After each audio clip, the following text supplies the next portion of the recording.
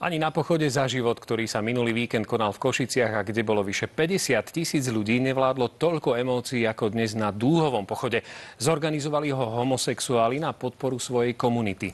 Akciu sprevádzali policajné opatrenia. Napokon došlo aj k ostrému zásahu obúškami.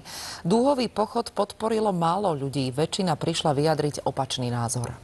Otepľujeme atmosféru, tak by som to nazval. Menšina sa tento raz naozaj ocitla v menšine. Proti nim sa postavili dva tábory. Za tradičnú rodinu a aj kresťania. To je urážka normálnych manželov. Spočiatku to bola pokojná akcia. Asi 30 opačne orientovaných zúčastnených na Dúhovom pochode chceli oponovať zástancovia bežnej rodiny. Tí sa ale nestretli s pochopením mestskej polície. To je verejné priestranstvo. Uplatňujem si ústavné právo slobody pohybu. Nikam sa nepohnem. Končí sa to policajným zásahom.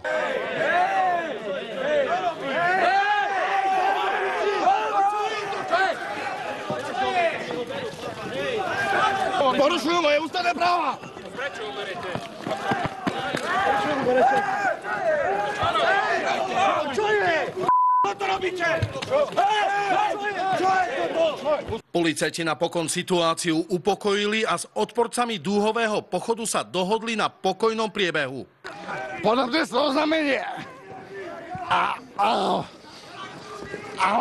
Vás požiadam ako slovenskú mládež, aby ste nás reprezentovali dobre, aby ste si povedali tak, jak vy aj ja.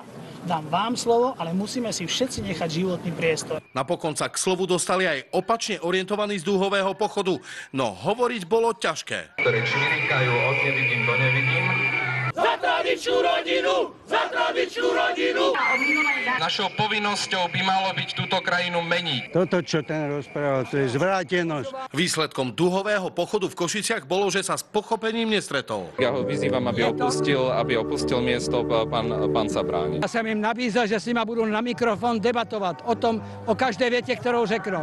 Odmítli. Nešahajte na mňa, biežte ode mne. Na Košice máme veľmi dobrý výsledok a na to, že to je prvý ročník. Z Košíc Jozef Kačmári, televízia Joj.